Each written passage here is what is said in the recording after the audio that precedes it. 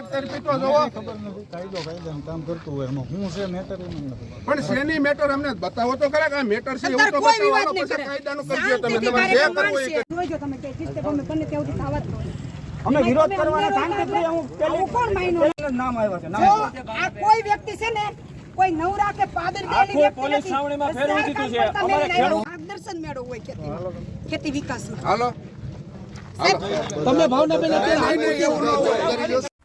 મારું નામ ભાવેશભાઈ હંસરાજભાઈ ગોધાણી છે. હું એક પ્રગતિશીલ ખેડૂત છું બગસરા તાલુકા.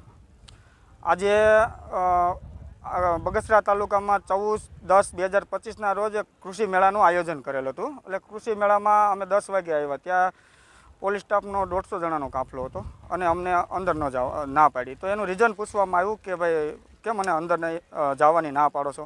એટલે પોલીસ સ્ટાફે એવું કીધું કે આઈબીનો રિપોર્ટ છે કે તમને એન્ટ્રી નથી.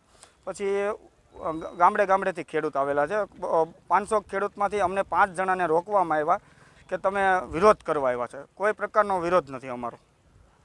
અને સંવાદ કાર્યક્રમ હતો તો એક પ્રગતિશીલ ખેડૂત તરીકે સંવાદમાં જે નામ હતું મેં ફેસબુક આઈડીમાં મૂક્યું હતું કે ભાઈ સંવાદ કાર્યક્રમમાં જો મને ચાન્સ મળશે તો હું સંવાદ જરૂર કરીશ.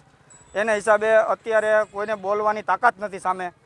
એના હિસાબે મને રોકવામાં આવ્યો છે. બહુ જ કોશિશ કરી પણ અંદર જવાની ના પાડે છે.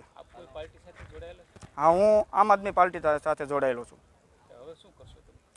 અમે કહીએ છીએ પણ ના પાડે છે. હવે આગળના સમયમાં ખેડૂતો જ નિર્ણય લેશે કે જો એક પ્રગતિશીલ ખેડૂત 2 શબ્દ બોલતો હોય, જો એને પણ સામે જવાબ દેવાની તાકાત ન હોય તો આ બધા જ ખેડૂતો જો બોલતા શીખશે તો આ સરકારને પણ ઉખેડવા નાખવાની તાકાત અમારામાં છે.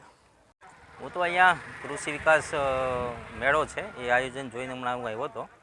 તો બહાર મેં જોયું તો 60 થી 70 પોલીસ સ્ટાફ ઊભો છે અને અમુક જે ખેડૂતો છે ખેડૂતોને બહાર રોકવામાં આવ્યા છે. પણ જો કૃષિ વિકાસ મેળો છે તો દરેક ખેડૂતોને અંદર આવવાનો હક હોવો જોઈએ.